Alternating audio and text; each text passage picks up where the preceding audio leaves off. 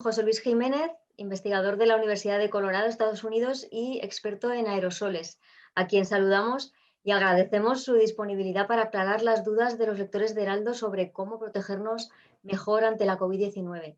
Hola, José Luis. Hola, Pilar. Bueno, a través del correo electrónico estos días hemos recibido muchas preguntas, incluso desde Chile. Te las voy formulando. Por ejemplo, Luis Alonso escribe: las principales rutas de contagio de COVID-19 son a través de la nariz, boca, ojos y contacto dermal. Pero, ¿es posible el contagio por los oídos?, nos pregunta. Que se sepa, no. Esto lo hemos hablado con algunos expertos y que se sepa no, porque en los oídos me parece que no están los receptores que el virus necesita. Y el contacto dermal que decía, que yo sepa tampoco. Tiene que entrar, digamos, a través de los ojos o del sistema respiratorio, la boca, de esas mucosas. Pero si el coronavirus lo tienes en la piel, eso no se sabe que infecte tampoco. Ajá. Sandra, lectora de Heraldo, siguió la sesión del Ateneo de la EINA de hace unos días y traslada esta duda. Ella dice: según entendí, se estima que la mayoría de los contagios por coronavirus se da por transmisión a través de aerosoles y que el virus se inactiva en 1 o 2 horas en superficies. Sin embargo, algunos artículos científicos demuestran que el virus se detecta en superficies como tejidos, billetes, plásticos o mascarillas pasado un tiempo, en algunos casos de hasta 7 días. Su duda es si esto puede deberse al hecho de que, aunque el virus se detecte en estas superficies, esté inactivo y por tanto no tenga capacidad infectiva. Y también se pregunta si son convenientes medidas como ducharse cada vez que se llega a casa, utilizar la ropa de la calle solo para la calle y la de casa solo para casa, o desinfectar la compra, los móviles, los pomos, la suela de los zapatos con disoluciones etílicas o lejía siempre que volvamos de la calle. De acuerdo. Bueno, pues lo primero aclarar que la supervivencia de 1 a 2 horas es en aerosoles. Si yo respiro unos virus y se quedan por ahí, al cabo de 1 o 2 horas ya han perdido infectividad. En las superficies parece que pueden mantenerse infectivos un poco más y hay algunos estudios que dicen que a lo mejor un día o una cosa así, aunque ahora se están dando cuenta que los estudios pusieron tanto virus en la superficie que, claro, siempre podían encontrar alguno infectivo, ¿no? Aunque se estuvieran la mayoría perdiendo efectividad. Pero lo que ya se sabe y está todo el mundo de acuerdo es que el contagio por superficies es ineficiente. Lo dice los Centros de Control de Enfermedades de Estados Unidos muy claramente y lo dicen todos los científicos, que contagiarse tocando un pomo de una puerta y algo tocándose los ojos es posible, pero así no es como se está contagiando la mayoría de la gente, ¿no? Todo el mundo está de acuerdo que es a través del aire, o las gotas o los aerosoles, ¿no? Y ahí es donde hay un debate. Entonces, todas estas cosas de la ropa y tal y cual, pues yo diría que no, que hablando con expertos de esto, pues yo como todo el mundo, como al principio las superficies nos decían que eran muy importantes, pues seguíamos pues eso, haciendo algunas de estas cosas, ¿no?, que mencionaba esta persona. Y cuando lo hablé con los científicos de superficies se partían de la risa. Dicen, pero hombre, tú no te has enterado que esto no es eficiente, que esto ya se ha descubierto. Entonces lo que me dicen los científicos que trabajan en esto de superficies es que ellos simplemente se lavan las manos, que si van a la compra y traen la compra y la ponen en la despensa o en la nevera, pues se lavan las manos y tienen cuidado de no tocarse los ojos, la nariz y la boca. Que sacan cosas para cocinar de la nevera, pues se lavan las manos, ¿no? Por si hubiera, por precaución y porque además hay otros patógenos, además de este virus, ¿no?, por ahí, por el mundo, ¿no?, de los que nos tenemos que proteger. Pero yo recomendaría pues guardar energía, porque todo eso de lavar la compra y la lejía y tal lleva mucho tiempo y mucha energía. Pues eso, guardarlo, simplemente lavarse las manos y usar esa energía para ventilar, para medir CO2, para hacer las cosas que nos protegen del contagio por el aire. Luis Alonso pregunta si los bancos, centros médicos, colegios, universidades y en general las empresas deberían medir la calidad del aire interior para verificar y asegurar una buena ventilación para reducir contagios. Sí, y no solo para esta pandemia, sino que ya de aquí en adelante, ¿no? Esto es una asignatura pendiente por razones históricas. Se ha hecho mucho esfuerzo en los últimos dos siglos para quitar los patógenos del agua y bebemos agua del grifo, que no nos pone enfermos ni pillamos el cólera. Y lo mismo con los alimentos, ¿no? Hay un sistema de inspección de alimentos y es raro que los alimentos transmitan alguna enfermedad, ¿no?, aunque pasa de vez en cuando. Pero para el aire no se ha hecho, porque en 1910 un investigador muy importante de salud pública, a la vez que hacía otro descubrimiento, dijo que la transmisión de enfermedades por el aire era casi imposible, ¿no? Entonces esto se aceptó y no ha sido hasta esta pandemia que se ha destapado el pastel. Esto es un error. Y hay muchas enfermedades que se transmiten por el aire. Pero como se asumía que no, no se ha puesto esfuerzo en ventilar, ¿no? Y por eso las aulas y muchas oficinas y tal están tan mal ventiladas, porque era una cosa que no era importante, ¿no? Entonces, a partir de ahora, todos los espacios públicos que ha mencionado el lector y todos los demás, deberíamos ya ponernos las pilas sobre la calidad del aire, ¿no? Y lo que estamos recomendando, pues, y voy a compartir mi pantalla un momento para enseñar una cosa. Ahora sí. A ver, perdón, así, vale. Pues lo enseño un momento. Pues lo que estamos recomendando es que en todos los espacios públicos eh, haya pues un medidor de dióxido de carbono, ¿no? Porque la calidad del aire, pues hay muchos parámetros, pero es bastante complejo, no es lo que yo estudio. Pero, por ejemplo, aquí tienes un bar, un gimnasio, una escuela donde se mide el CO2 y dice 858 y bueno, es la misma foto, ¿no? Pero si tú, entonces, y rápidamente uno puede aprender que si esto está a 600, 700, 800, el sitio está mal ventilado. Si esto está a 2000 o 3000, el sitio está muy mal ventilado, ¿no? Y ahí es un sitio más peligroso. Entonces, esto sería una medida muy positiva que se debe empezar a hacer ahora, pero que ya debe continuar, ¿no? Y nos ayudaría pues a darnos cuenta de dónde está la mala ventilación y dónde hay que trabajar. Sobre la ventilación de las aulas y la comprobación de si esa ventilación es suficiente, a Isabel le gustaría saber si los medidores de CO2 tienen que estar colocados a alguna altura especial y qué número máximo de partes por millón nos previene de contraer COVID por aerosoles.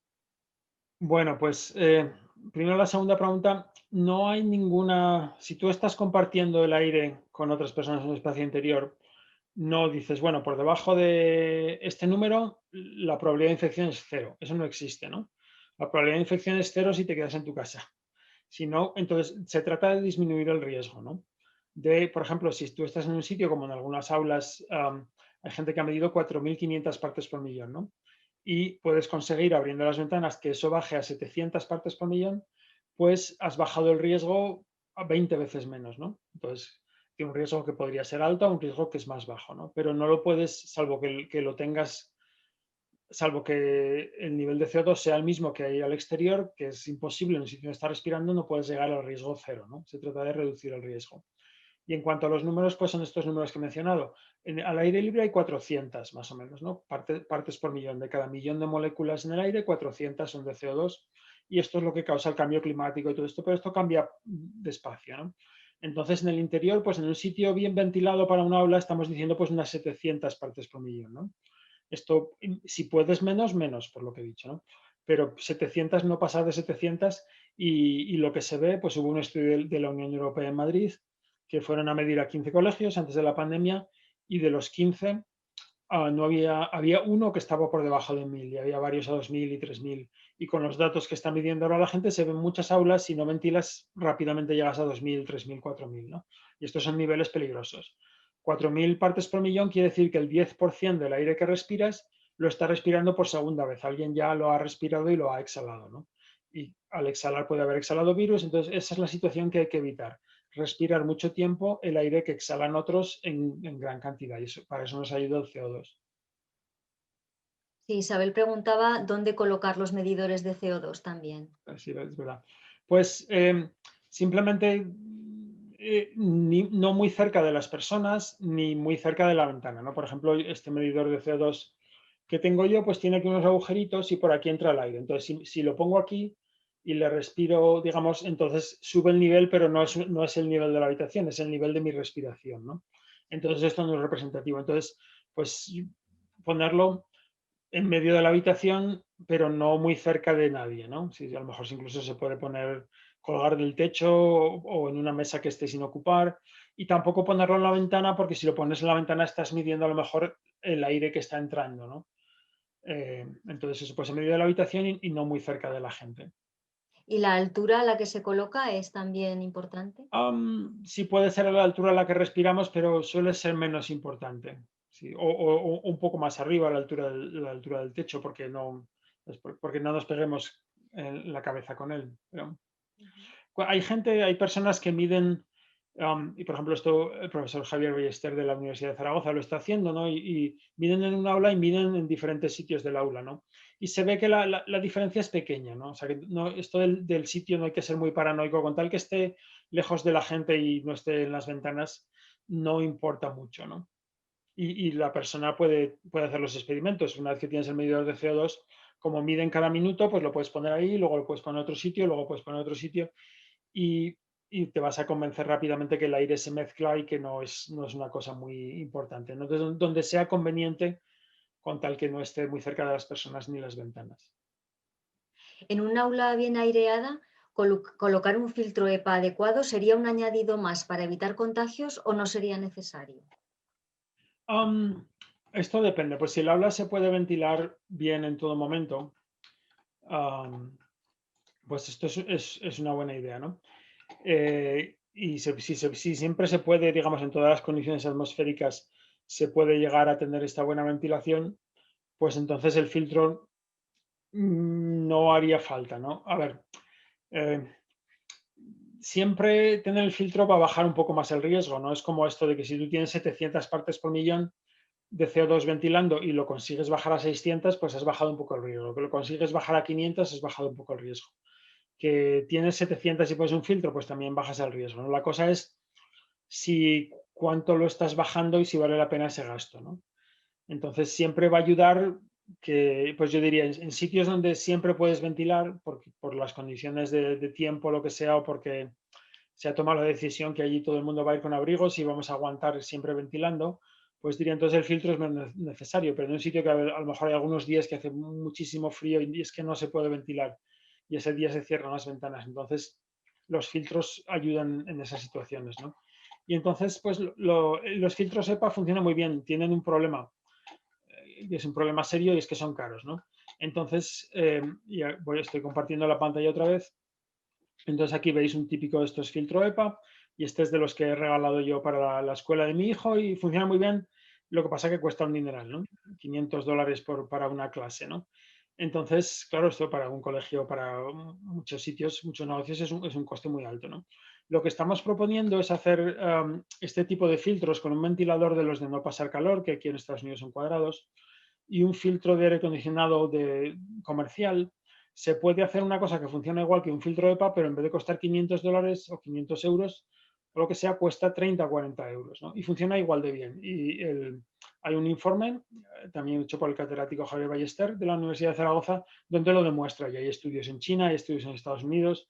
Hay un compañero de mi mujer que le explicamos esto, que es profesor en una universidad, él se construyó unos filtros de estos y hace poco ha tenido 2 estudiantes que tenían COVID en su clase y no lo sabían y no se ha contagiado a nadie. ¿Habrá sido el filtro? No lo sabemos, ¿no? Pero esto se puede hacer y tiene un coste muy bajo, ¿no? Y entonces, para los filtros EPA, pues claro, no puede decir, es que eso no nos lo podemos permitir, pero para esto no hay excusa, para no hacer los filtros más sencillos. Muchas personas nos han preguntado sobre casos concretos. Por ejemplo, el de 6 personas que, aunque llevan mascarilla y guantes, durante su jornada laboral conviven diariamente en un furgón sin ventanillas. Un familiar preocupado quisiera saber si existen depuradores de aire con filtro EPA lo suficientemente efectivos como para poder enchufarlos dentro de la furgoneta y si estos dispositivos consumen mucha energía, ya que las luces que llevan estos vehículos consumen mucha batería. Um, sí, eso se puede hacer. Hombre, la mascarilla, pues eso, hay que llevarla bien puesta. Si se pueden abrir las ventanas del furgón lo más posible para que haya ventilación natural. Pero si No no, si tiene es, ventanillas, no no tiene tiene ventanas. ventanillas. Entonces, No. si es una situación de peligro, porque si hay una persona infectada y estás compartiendo el aire sin ventilación, pues esto pues puede ser también importante, ¿no? A ver, entonces voy a comentar 2 cosas. Enseño la 54. Voy a enseñar otra vez una cosa.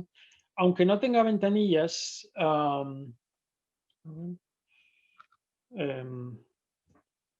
sí, un momento que no lo tengo muy. Pues, enseño esta transparencia. Aunque no tenga ventanillas, todos los vehículos tienen algo de ventilación, ¿no? Entonces, esto es un experimento que hice yo con mi medidor de CO2 y aquí estaba midiendo afuera, pues eso, 400 y algo. Y nos fuimos en un coche con mi mujer y mi hijo y teníamos el aire en recirculación. Entonces teníamos ventilación, digamos, de la parte de delante, pero era el aire del coche que lo estábamos recirculando, ¿no? Que es una cosa que se hace a veces para conservar energía en el aire acondicionado o si hay contaminación afuera. Y muy rápidamente llegó a 4.600 partes por millón en menos de media hora de conducir por ahí, ¿no? Porque el coche está muy bien sellado. Entonces, una furgoneta que no la estás ventilando, pues esto está respirando el 10% del aire de otras personas y en una furgoneta con 6 personas aún peor, ¿no? ¿Qué pasa? Que uno puede quitar esta recirculación y tener la ventilación de la parte de delante de la furgoneta, pero ya entrando aire de afuera. Y cuando hicimos esto, pues bajó el CO2 a 700, ¿no? 800, que ya es un nivel mucho más respetable, ¿no? Entonces, aunque no tenga ventanas, pues eso, tratar de ventilar con el sistema del vehículo sin recircular. Esto es muy importante, ¿no? Por eso también medir CO2 te da la pista. Yo esto, la verdad que no lo sabía, ¿no? Que la cosa era tan complicada. Y luego, pues yo diría, además se puede poner como un filtro EPA, un filtro de estos de ventilador, y se pueden conectar, hay unos aparatos que venden que tú lo puedes conectar a la batería del coche, digamos, a través de los interruptores o los enchufes estos de los mecheros antiguos, estos redondos, y esto te convierte la electricidad del coche, que es corriente continua, en corriente alterna, y ahí tú puedes enchufar el filtro EPA o el filtro de ventilador. Y no consumen mucha energía. Estos filtros EPA, incluso este grande que he mostrado yo, que he regalado de la escuela, pues consume 65 vatios. Eso es como una bombilla de las antiguas de leer y tal. O sea, no es un gran consumo de energía que te vayas a cargar la batería, ¿no? Del vehículo. Entonces, yo creo que esto sí se puede hacer. O pues un ventilador, los ventiladores tampoco usan mucha energía. Eso es también una cosa de ese estilo, ¿no? Entonces, yo sí lo Nos, recomendaría. nos preguntan también por las oficinas, donde los trabajadores se sientan a distancia y en algunos casos no es obligatorio llevar mascarilla. ¿Sirven de algo medidas como las mamparas de separación en un interior donde se comparte el aire? No, no. Las mamparas solo sirven para una situación. Cuando vas a hablar con alguien, por ejemplo, la situación del cajero del supermercado, ¿no? Todo el día está pasando gente y el cajero está hablando con ellos. Entonces, para separar ese aire, para que, digamos, el humo que sale, los aerosoles que salen de una persona se choquen con eso y ya se dispersen, o si hay alguna gota o lo que sea, pues para esa situación sí que sirven. Pero en una oficina, es decir, para separar diferentes mesas, tal, eso es un gasto inútil, porque al final es como tú imagínate que alguien está fumando en una parte de la oficina y tú crees que las mamparas van a conseguir que no huelas el humo al cabo de un rato. Eso es absurdo, ¿no? Entonces, esto es un gasto inútil. Y la verdad que me da mucha pena, esto es una cosa que me da mucha pena, que se está gastando mucho dinero en cosas inútiles, ¿no? Entonces, bueno, pues yo diría que habría que, bueno, quitarlas, no quitarlas. En nuestra universidad compraron muchas mamparas antes de consultarnos y, y pues les dijimos que ni se les ocurriera ponérselas salvo en la situación esta de un cajero o situaciones así y pues ahora tienen una montaña de plexiglas que se lo han donado al departamento de arte para que hagan proyectos con él. Pero no, la verdad que es una pena porque sé que se ha hecho mucho, ¿no? ¿Y en oficinas sentarse a distancia es suficiente o también hace falta la mascarilla? Hace falta la mascarilla, pero absolutamente. O sea, la distancia, pues es lo mismo. Imagínate, la analogía del humo es la más útil, ¿no? Tú imagínate que alguien empieza a fumar en su mesa, ¿no? Pues a lo mejor el primer minuto, los primeros 2 minutos, tú ves el humo alrededor de esa mesa, pero no lo hueles, ¿no? Pero al cabo de 10 minutos, una hora de un día entero, claro que lo hueles. Tú entras a esa habitación y huele a humo, ¿no? Porque los aerosoles, digamos, en unos 5 o 10 minutos se van mezclando por la habitación, ¿no? Dependiendo exactamente de... Entonces, nunca se debería compartir el aire sin mascarilla en un sitio interior. Eso es peligroso. Por eso estamos, por este tipo de errores, es por lo que no podemos controlar la pandemia, porque, sabes, de repente hay alguien contagioso y la gente comparte el aire y se contagia, ¿no? Entonces, siempre en interiores, en todo momento, siempre que estás compartiendo el aire con alguien que pudiera estar infectado, incluso en tu propia casa. Si hay una casa y diferentes personas van a trabajar a diferentes sitios y se pueden contagiar, pues también en tu propia casa tendrías que llevar la mascarilla puesta cuando estás compartiendo el aire y a la vez ventilar o lo que sea, ¿no? Si luego estás en tu habitación, pues ya no hace falta, ¿no? Pero sí, pues eso, no, de acuerdo. Teresa nos pregunta por los exteriores. ¿Qué función tienen las mascarillas en el exterior y cuándo son adecuadas y necesarias? Am, en el exterior, pues hay una situación en el exterior donde se ven contagios, ¿no? Que es hablando cerca de alguien, sobre todo sin mascarilla, ¿no? Sin guardar la distancia y sin mascarilla. Entonces hay bastantes casos de contagio, ¿no? Entonces, si mantienes la distancia, si estás ya a más de 2 metros, pues entonces ya se ven menos contagios y no haría falta, ¿no? Entonces, cuando hace falta la mascarilla es cuando estamos cerca de alguien en exteriores, ¿no? Sobre todo hablando, cosas así, ¿no? Entonces, si estamos en una terraza, pero estamos cerca de otras personas que no son, digamos, de nuestro núcleo familiar que nos protegemos igual, pues ahí sí que haría falta la mascarilla. Si estás en un parque y estás ya lejos de otras personas y tal, entonces yo ahí diría que ya te la puedes quitar, ¿no? ¿Qué hago yo, por ejemplo? Pues cuando voy a un sitio interior me pongo una mascarilla buena que me cuesta un poco más respirar, pero me protege mejor. Cuando voy al exterior, pues muchas veces voy andando por la ciudad, muchas veces estoy a distancia de la gente, pero de repente me cruzo con alguien o me cruzo con un grupo, o viene alguien corriendo. Entonces me pongo una mascarilla quirúrgica, ¿no? Que respiro más fácil y con esa voy por ahí, esa se me olvida que la llevo puesta, ¿no? Entonces, pues también se pueden hacer cosas así, pero yo diría, desde luego el contagio por el aire no es un contagio de Hollywood, ¿no? De que viene por ahí el aire de 1 kilómetro o lo que pensaban en 1900, pues pensaban que la gripe podía salir de Estados Unidos, cruzar el Atlántico por el aire e infectar a alguien en Inglaterra, ¿no? Entonces, estas cosas no pasan, ¿no? Esto no es así. El virus es mucho más, esto es mucho más mundano, se lo tenemos que poner mucho más fácil, o hablar cerca de alguien sin mascarilla o compartir el aire en una habitación bastante tiempo. Así es donde se ven muchos contagios, ¿no? María José desearía saber qué filtro SEPA debo comprar para mis padres. Nos dice que son mayores. No sé si todas las marcas del mercado sirven. Ajá. Bueno, pues eso, primero dependiendo de, pues yo consideraría estos otros filtros con un ventilador, que es más barato, ¿no? Pero si no, pues de los filtros EPA, pues hay filtros, yo tengo compañeros que investigan esto y me dicen que hay filtros pues que los venden que son más baratos y que no funcionan, que no encaja el filtro, que no filtran bien, ¿no? Cuando los mides. Entonces, como todo, pues hace falta una cierta calidad. La verdad que no, sin poder hacer un estudio, yo no puedo decir la marca tal, la marca cual, pero ¿qué hice yo cuando le compré uno a mi madre? Pues dije, pues hay una de las marcas más o menos conocidas y pues lo que hay que mirar es la capacidad, ¿no? O sea, tienes que pensar cuántas veces por hora está ese filtro filtrando el aire de la habitación, ¿no? Entonces, si no puedes ventilar, por ejemplo, porque tus padres son mayores y tienen frío, si les abres la ventana, entonces toda la limpieza de aire la tienes que hacer con el filtro. Entonces, por ejemplo, la OMS ahora acabará de recomendar que el aire se limpie 6 veces por hora, ¿no? Y Harvard recomendaba 5. Entonces son números parecidos, ¿no? Entonces tú dices, pues mis padres están en una habitación, que es el cuarto de estar, que tiene 30 metros cúbicos, vamos a decir, ¿no? Tú lo mides y dices, pues este volumen, ¿no? Y entonces tú necesitas un filtro que filtre pues 5 o 6 veces ese número, ¿no? Pues 30 por 5, eso son, ¿cuánto es? 3 por 5, 150 metros cúbicos por hora, 180 metros cúbicos por hora, ¿no? Y entonces lo que vas a ver es que te sube bastante, ¿no? Que claro, que venden filtros EPA. Entonces ya tengo mi filtro EPA, pero a veces veo que la gente dice, ya tengo mi filtro EPA.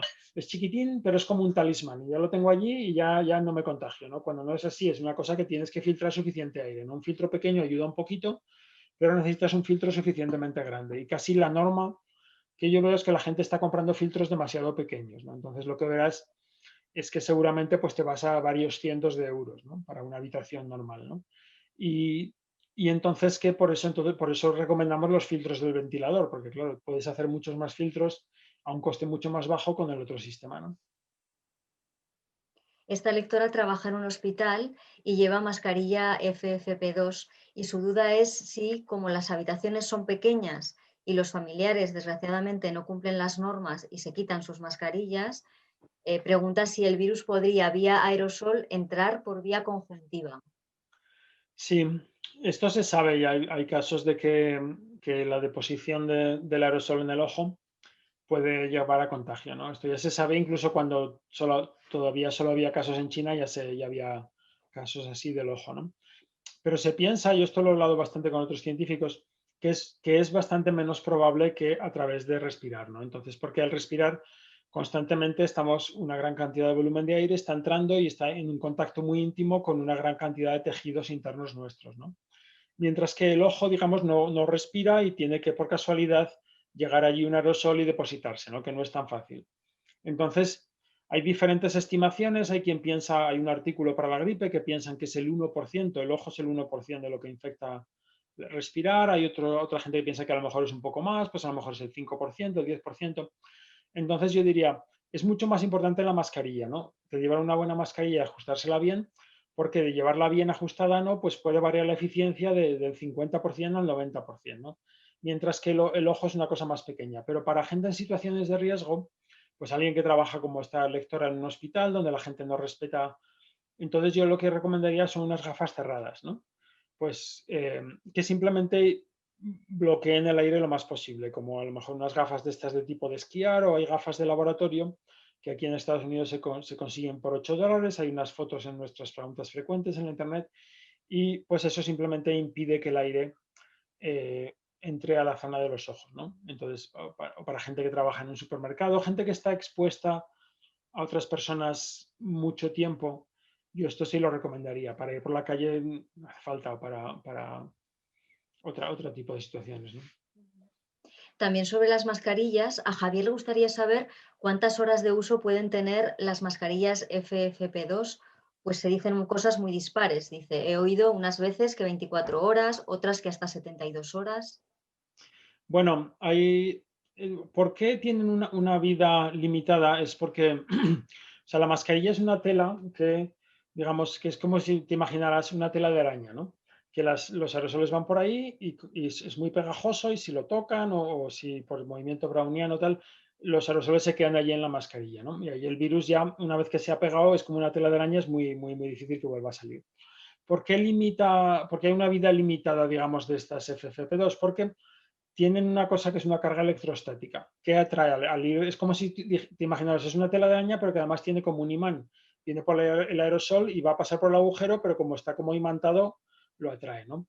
Entonces, esta carga electrostática se va perdiendo con el tiempo, ¿no? Y hay diferentes cosas y se va perdiendo más bien, pues eso, en unos cuantos días, ¿no? ¿Por qué a veces dicen tiempos más cortos? Pues yo creo que esto es por los hospitales, porque en un hospital, si tienes a gente que te está tosiendo la mascarilla se puede ensuciar de patógenos y de otras cosas más rápido, ¿no? Entonces, en esa situación recomiendan pues o desinfectarlas o hacer otras cosas para cambiarlas más rápido. Para una persona como yo, que se la pone para entrar a un restaurante a coger la comida para llevar o para ir al supermercado, cosas así, pues hombre, yo tengo una N95, una FFP2 que la tenía por cosas que estaba trabajando en casa, que te hacía mucho polvo y la llevo usando desde marzo porque no tengo otra, ¿no? Y entonces, pues bueno, depende, pero yo tampoco hago cosas de riesgo, ¿no? Trato de evitar ir a sitios interiores. Entonces, porque los otros mecanismos de filtración siguen funcionando, ¿no? Es esta cosa electrostática. Entonces, eh, para situaciones de riesgo hay que prestarle más atención a esto, para ir por la calle o para cosas más breves, pues es menos importante. Ana se pregunta cómo podría aumentarse la ventilación del interior de los ascensores, ya que el reglamento no admite la apertura permanente de puertas. Ajá. Bueno, esto claro es una cosa casi es una pregunta para gente que trabaja en esta industria, ¿no? Para los ascensores modernos suelen estar bastante bien ventilados, ¿no? Es un ascensor en un centro comercial, tal y cual, los que han medido pues dicen tienen 15 cambios de aire por hora. Entonces, pues esto, pues, si uno va a entrar a un ascensor y acaba de salir alguien, pues puedes esperar un momento, mantener tú la puerta abierta hasta que se vaya cambiando el aire. Si son ascensores más de estos viejos de madera, en algunos edificios todavía los hay, que son como una caja de muerto y tal, pues estos tienen muy poca ventilación y pues ahí yo sí que mantendría las puertas abiertas un tiempo, ¿no? Y a lo mejor coger un periódico y darle un poco de aire, ¿no? Una analogía es tú imagínate que alguien se tira de un pedo en ese ascensor y que huele, pues tú le das un poco de ventilación y eso ya se va disipando, ¿no? Entonces, pues es este tipo de cosas. Y si podemos no coger el ascensor, sino ir por las escaleras, pues es mejor, ¿no? Pero, y no, sobre todo también en los ascensores, pues si puedes, ¿sabes? Va a subir otra persona, pues te esperas para luego subir tú solo, ¿no? Y también llevar la mascarilla bien ajustada y no hablar, porque al hablar salen muchos más aerosoles, ¿no? Entonces se pueden hacer bastantes cosas. Yo pondría un letrero en todos los ascensores donde se diga, por favor, mantengan la mascarilla y no hablen en el ascensor, ¿no? Luis Alonso pregunta, ¿ciertas sustancias del aire exterior, productos de la combustión como el dióxido de azufre o los hidrocarburos aromáticos policíclicos, así como el ozono, destruyen o matan el SARS-CoV-2? Am, es un virus, se le puede matar con desinfectantes como el ozono o aquí en Estados Unidos una cosa que hacen es poner lejía en el aire. Esto es una barbaridad si hay personas presentes, ¿no? Entonces, yo no lo recomendamos. Los aparatos de ozono o estas cosas no es una cosa que consideremos que sea útil.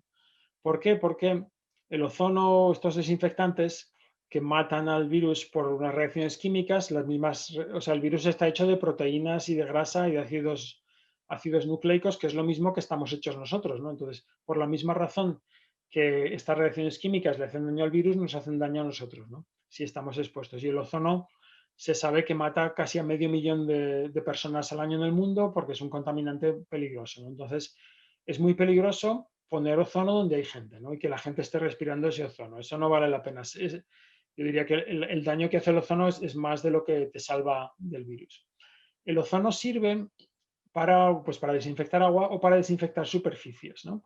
Si tú pones en un sitio donde no hay nadie, tú pones una máquina de ozono, pues esto va matando a los patógenos, ¿no? Este virus sabemos que casi no se contagia por superficies, entonces no vale la pena hacer esto, ¿no? Es un teatro de desinfección que no vale la pena, ¿no? Pero a lo mejor para un hospital, para donde hay muchos otros patógenos y bacterias resistentes a los antibióticos y tal, esto puede ser útil, ¿no? Pero para un sitio donde hay gente, no. O sea, en realidad, pues no se compre una máquina de ozono, compres un filtro EPA o construyas un filtro de los baratos, ¿no? Y esto sí que quita el virus del aire y ahí es donde tenemos que invertir. Bueno, y ya para finalizar, con lo que vamos sabiendo, ¿habría que cambiar la definición de contacto estrecho para rastrear mejor? Sí, sí, esto es una asignatura pendiente, ¿no? Que se dice, no, solo cuando la gente ha estado cerca durante un cierto tiempo, 15 minutos es lo que dice la CDC, pues solo entonces se puede producir el contagio, ¿no? Pero en realidad se ve que hay muchos contagios cuando se comparte el aire en una habitación. ¿Qué pasa? Pues como el caso del coro que hemos estudiado nosotros, te das cuenta cuando hay muchísimos contagios, ¿no? Porque el coro, claro, de 60 que estaban allí se contagiaron 52, ¿no? Entonces se dieron cuenta, avisaron a las autoridades de salud pública y luego nosotros lo investigamos y tal cual. Pero ¿qué pasa si es un caso más leve que de 50 se contagian dos, ¿no? O 60 se contagian dos? Pues igual no se dan cuenta que ha sido en el coro, ¿no? A pesar de que hubiera sido por compartir el aire de la misma manera, ¿no? Entonces, habría que ampliar la definición de contacto a gente que ha compartido el aire durante un cierto tiempo, pues podemos decir a lo mejor durante una hora. Si has compartido el aire con alguien durante una hora sin mascarilla o durante 2 horas con mascarilla en un sitio cerrado de un cierto volumen, pues entonces a esas personas había también que rastrearlas, ¿no? Y esto está causando un problema porque como solo se rastrea a la gente que ha hablado cerca, esto crea la impresión de que toda la gente se contagia hablando cerca. Pero luego hay muchos casos que no se sabe cómo se han contagiado, que yo estoy convencido son gente que ha compartido el aire, pero como esto no se rastrea, pues nos crea una impresión equivocada de cómo se está contagiando a la gente, ¿no? Bueno, pues José Luis, muchas gracias por dedicar este tiempo a ayudarnos a entender mejor cómo se transmite este virus, que bueno, es algo esencial para poder adoptar las mejores medidas para protegernos, tanto individualmente como sociedad. De acuerdo, pues gracias a vosotros por escucharme y a ver si poco a poco vamos venciendo a este virus.